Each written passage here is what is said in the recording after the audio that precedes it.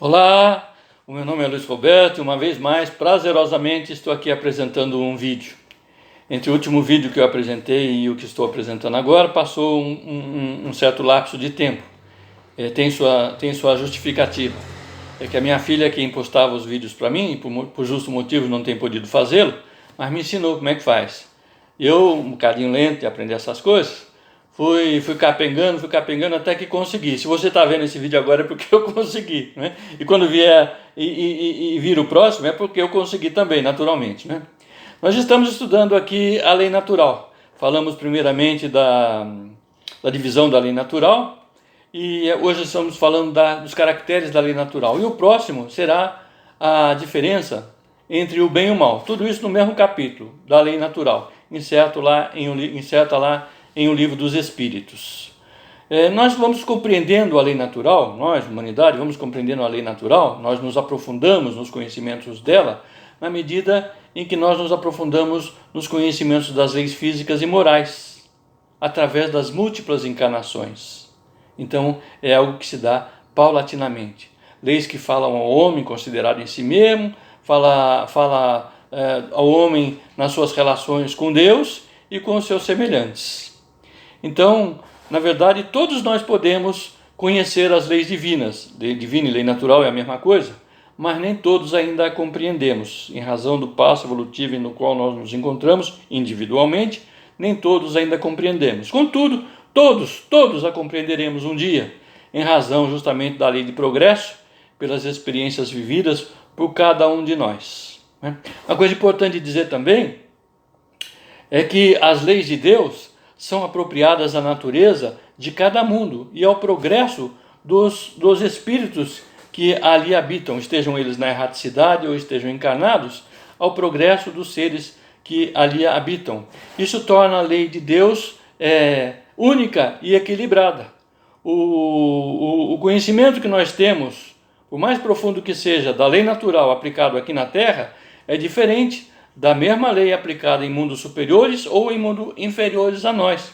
Porque se fosse aplicada a mesma lei natural dos mundos inferiores à Terra, ela seria injusta, em razão do progresso que nós alcançamos. Se fosse aplicado a lei natural, se fosse aplicada à Terra, a lei natural aplicada a mundos superiores, seria a nós outros dado algo de que ainda não merecemos ou de que ainda não alcançamos. Não a compreenderíamos da mesma forma e ela seria desequilibrada então, tanto num caso como no outro. Então ela é equânime, ela é distribuída de acordo com a evolução dos mundos e dos seres que os habitam. O espírito, quando está na erraticidade, em qualquer mundo que ele esteja habitando, quando ele está na erraticidade, ele compreende a lei divina de acordo com o grau de perfeição a que alcançou, e dela ele guarda uma intuição quando encarnado. Apesar de que quando o sujeito encarna, seja em qualquer que seja o mundo, inclusive aqui na Terra, especialmente o que nos interessa no momento é em relação a nós aqui na Terra, na verdade, em que pese ela estar escrita na consciência de cada um de nós, nós nos esquecemos dela e até a desprezamos. Esquecemos e desprezamos, conquanto ela esteja sempre na nossa intuição. Nós temos a noção do que é justo e injusto de acordo com o grau espiritual que nós alcançamos. Mas Deus está sempre atento, né? Deus está sempre atento, sempre a muitos passos à frente. Ele quis que as criaturas se recordassem da lei natural e fosse lembrada pelas pessoas encarnadas dessa sua lei natural. E de tempos em tempos, então, houve na humanidade homens que tiveram essa missão, ou seja, espíritos inferiores, espíritos superiores que reencarnam entre nós inferiores a eles, no sentido de fazer progredir a humanidade, nos alertando quanto às questões naturais da vida. Tem muito camarada aí, muito sujeito aí, que voluntariamente se mete a ser um desses sujeitos enviados de Deus. Assim, há muitos falsos profetas, Jesus já falava nisso, né? Muitos falsos profetas têm se apresentado, posto que tais criaturas não têm altura espiritual para ser um emissário da divindade, não tem altura espiritual para isso. Então, eles falam em nome da divindade, pretendendo instruir a humanidade, mas na verdade a tem transviado com falsos princípios, confundindo as leis que regulam as condições da vida da alma com as leis que regem a vida do corpo, que são diferentes, né? Mas ainda assim, olha só como é uma coisa interessante, ainda assim lembram os Espíritos, a gente vê isso lá no Livro dos Espíritos, que nem tudo está perdido. Nem tudo está perdido quando isso ocorre, porque, afinal de contas, quase sempre esses sujeitos, esses homens, são homens de gênio. São homens de gênio e intuem aquilo que ensinam. Pois mesmo entre os erros que acabam ensinando, os descaminhos que acabam conduzir os homens, eles trazem muitas vezes verdades. Nós podemos encontrar entre as suas falas, as suas orientações, algumas verdades. Por outro lado, o verdadeiro profeta é o homem de bem, esse inspirado por Deus, esse tem altura espiritual para atender à inspiração divina. E nós podemos reconhecê-lo pelas suas palavras, pelos seus atos, onde se conclui que é impossível que Deus se sirva da boca de um mentiroso para ensinar a verdade. Veja que eu usei duas expressões, intuição e inspiração, porque existe uma diferença. Nós só podemos ser intuídos daquilo que conhecemos, ou seja, daquilo que faz parte da nossa bagagem espiritual. Portanto, os homens de gênios de que falei anteriormente são homens bastante instruídos e muitas vezes falam, entre as bobagens que acabam disseminando, falam algumas verdades, porque faz parte do seu conhecimento anímico. Então, ele intui a si mesmo. Já os verdadeiros profetas também intuem os seus conhecimentos, porque a intuição pertence a cada um de nós, individualmente, mas são inspirados pela divindade a utilizar os conhecimentos que trouxe de muitas encarnações, de muitas experiências vividas, para orientar e bem encaminhar a humanidade. Então existe uma diferença, né? A intuição vem sempre de nós. A inspiração, no caso, é a inspiração divina, vem de fora. Isso significa que muitas vezes nós, o comum dos homens, somos inspirados pelos bons espíritos emissários de Deus a realizar esta ou aquela tarefa ou deixar de fazer isso ou aquilo.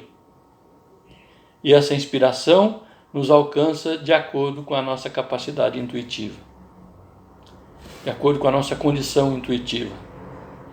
Porque, como disse a lição ali, Deus não mandaria grandes verdades através da boca de um mentiroso, ou seja, de um desconhecedor. Esse espírito, Não, vou falar de outra coisa. Vou aproveitar que eu entrei nesse aspecto da questão moral e da questão intuitiva e da questão inspirada, vou lembrar de Jesus. Aí vai lembrar então o guia modelo da humanidade, que é Jesus. Jesus constituiu o tipo de perfeição moral a que a humanidade pode aspirar aqui na Terra. Porque ele mesmo disse: fareis o que eu faço e ainda mais. Deus o pôs entre nós e o oferece como o mais perfeito guia e modelo. E a doutrina que ensinou, a doutrina que Jesus ensinou, é a expressão mais pura da lei do Criador. Nós sabemos também que na antiguidade alguns indivíduos recebiam algumas verdades esparsas, indivíduos muitas vezes inspirados por Deus recebiam essas verdades esparsas e dentro de um conjunto equívoco e emblemático, inalcançável ao comum dos seres, ali estava aquela verdade inspirada. Entretanto, para o estudioso, não há nenhum sistema antigo de filosofia ou de alguma tradição ou de religião que seja desprezível. Isso é importante que o espírita pense assim, pois em tudo há germes de grandes verdades. Em tudo há germes de grandes verdades, que se bem pareçam contraditórias, porque se encontram esparsas, elas acabam sendo compreendidas, fundamentadas facilmente pelas explicações do Espiritismo. Então nós, espíritas, que estamos em dia com a leitura e análise da obra codificada, das obras clássicas do Espiritismo, estamos atualizados na discussão, no debate da doutrina, nós podemos pegar essa verdade esparsa e compreendê-la perfeitamente, porque ela se enquadra no conjunto trazido pela doutrina espírita a nós outros. Esparsa para quem não tem esse entendimento, mas perfeitamente aplicável para quem já o tem através da doutrina espírita. Portanto, não desprezemos os objetos de estudo que esses materiais oferecem. Eles são ricos, eles são muito ricos e podem contribuir grandemente para a nossa instrução. Aliás, exemplo disso deu o nosso irmão Allan Kardec, quando da instituição do Espiritismo, a sua biblioteca era extremamente rica, acessível a ele e a quem mais interessasse estudar a doutrina, e na qual continha livros de todos os matizes, porque as verdades esparsas estão disseminadas por todo o mundo, e coube ao Espiritismo, então, uni-la como o paráclito da verdade, que é, Jesus disse, eu vos mandarei o paráclito da verdade, e o Espiritismo é o paráclito da verdade, né? É o que vem nos esclarecer da nossa própria realidade. Então importa que cada coisa venha a seu tempo, né? A verdade é como a luz, isso está lá no Livro dos Espíritos, né? A verdade é como a luz, o homem precisa habituar-se a ela pouco a pouco, porque do contrário fica deslumbrado. Então devagarzinho a gente vai num passo a passo, acaba por compreender. Jesus, por exemplo, empregava na sua linguagem alegorias e parábolas, porque falava de conformidade com os tempos e os lugares, em sintonia com a condição evolutiva do povo de então. E do povo de hoje também, né? Do povo de hoje também. E, como eu já disse, prometeu que nos mandaria o paráclito da verdade. E o Espiritismo é esse paráclito da verdade, né? Desde o advento do Espiritismo, aliás, você que estuda o Espiritismo, e nós que estudamos o Espiritismo, é importante lembrar que desde o advento do Espiritismo é necessário que a verdade se torne inteligível para todo mundo. Por isso o Espiritismo não traz no seu conteúdo, em nenhum das obras da codificação, em nenhum dos livros escritos por autores clássicos, desencarnados e encarnados, nenhum tipo de dogma. Nenhum tipo de dogma.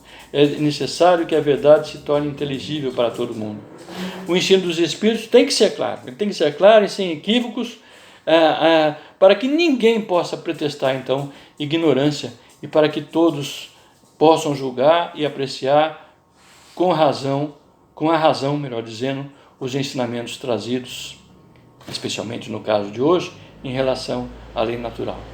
Jamais permitiu Deus que o homem recebesse comunicação tão completa, instrutiva, melhor colocar no plural, né? Jamais permitiu Deus que o homem recebesse comunicações instrutivas como as que lhe são dadas hoje.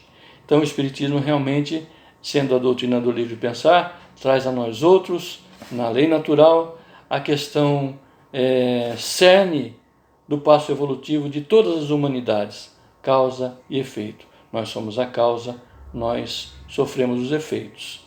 E todos aqueles que estão em sintonia conosco, com as nossas palavras, pensamentos, palavras e atos, acabam sendo alcançadas. Nós vamos ver isso lá no próximo vídeo, quando falaremos do bem e do mal.